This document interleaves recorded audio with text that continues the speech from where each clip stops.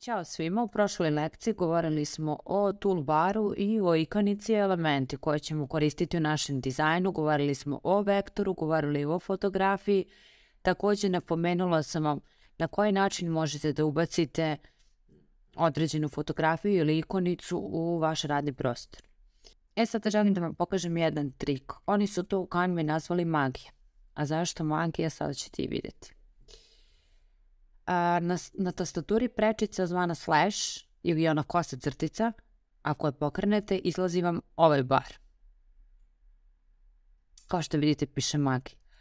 A šta je to zapravo? Ovdje se znači nalazi neki tekst, pravougaonik, linija, krug, strelica, tabela, grafikoni, logotipi i tako dalje.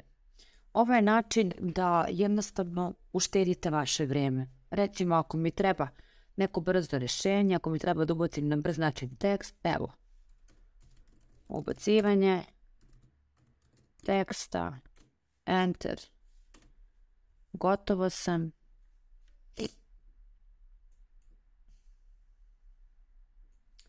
Ako pokrenem opet crticu, recimo treba mi krug, evo, opet sam gotova, jel tako?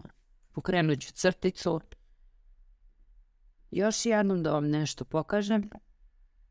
Ako ovdje otkucam cat, pogledajte, izlazi mi grafika, fotografije, video zapisi, uđem recimo na fotografije, evo opet ona slatka slika mace, vratim se.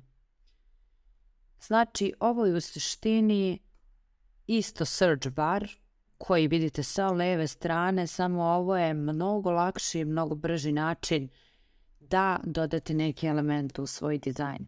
Ja često dok dizajniram koristim prečice, a tokom rada, kako sve budete više radili, saznaćete da su ove prečice nešto stvarno korisno i nešto što će vam uštediti dosta vremena.